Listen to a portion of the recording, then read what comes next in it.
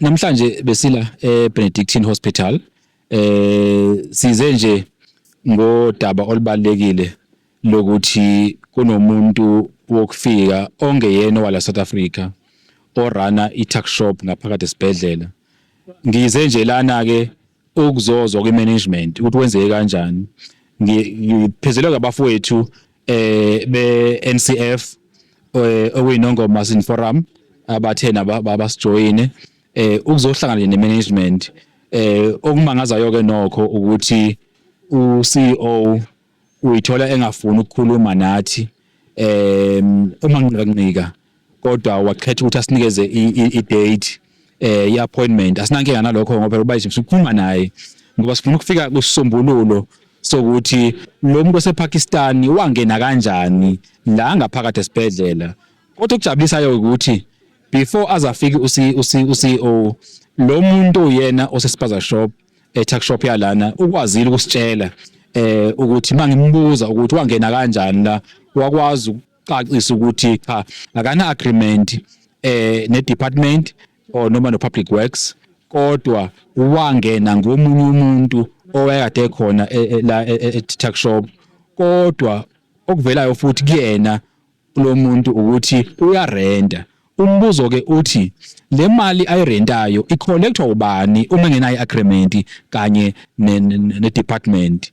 Ukusho ukuthi ziningi impendulo eyishodayo la ukuthi sikubecethwa ngena kanjani ngeyeni wala South Africa.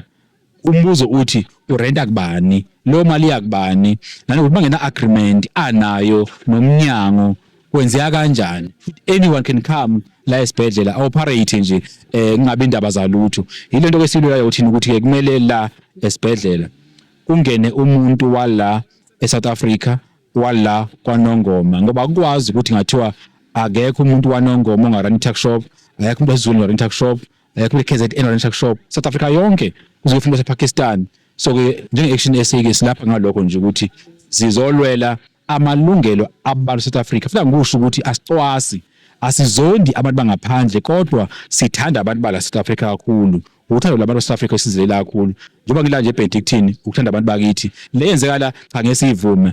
Njoba nje enginike i-date mina ngibuya mhla ka-20 kuMarch. Ngizobuya futhi ngizombona uCEO. Angisho nje ukuthi ke attitude iyangimangaza mina for umuntu okule position akuyona. Angiqali ukufika lana ngingafika emavikini adlulile ngihamba lelo leParliament sizokhuluma indaba yokushoda kwemithi.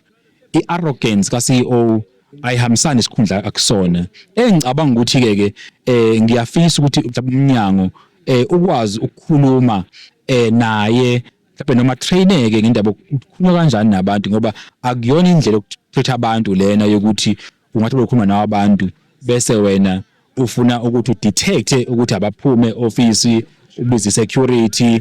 Indlela akhuluma ngayo ayikhombisi umuntu okuyimanagement nomuntu okwazi ukuhlonipha nabanye abantu ngoba lo silaba Nongoma uNongoma vele indawo yekile kodwa sinemqondo.